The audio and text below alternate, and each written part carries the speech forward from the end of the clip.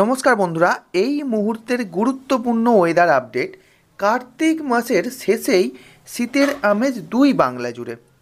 তাপমাত্রার পারদ নেমেছে বেশ খানিকটা, যার জন্য শীত অনুভব হচ্ছে সকাল এবং রাতের দিকে, এবং বইছে উত্তরে হাওয়া। এর কারণেই এই ঠান্ডার আমেজ অলরেডি আমরা পাচ্ছি।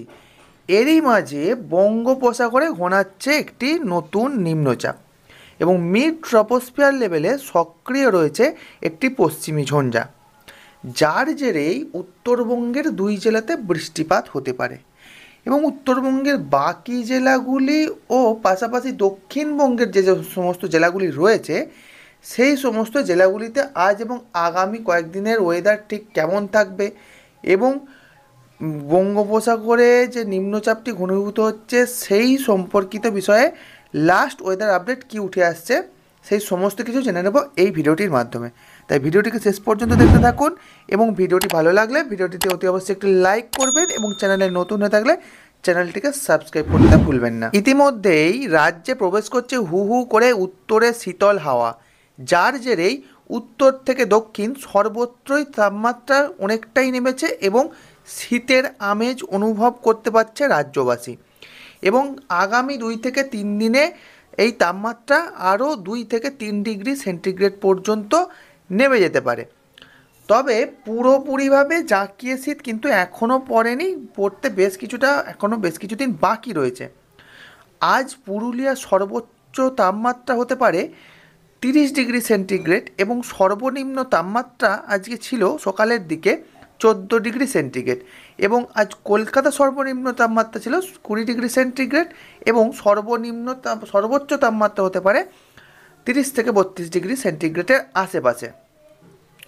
উত্তর থেকে দক্ষিণ প্রায় সমস্ত জেলাতেই আবহাওয়া শুষ্ক থাকবে। বৃষ্টিপাতের আপাতত কয়েকদিন কোনো সম্ভাবনা নেই উত্তরবঙ্গের পাহাড়ি জেলা দার্জিলিং এবং কালিম্পং ছাড়া। দার্জিলিং এবং কালিম্পংয়ে বিক্ষিপ্ত বৃষ্টিপাতের একটা সম্ভাবনা থাকছে। তো এবার জেনে নেব বঙ্গোপসাগরে ঘূর্ণাবর্ত যে সিস্টেম তৈরি হওয়ার কথা রয়েছে সেই সিস্টেম সম্পর্কে।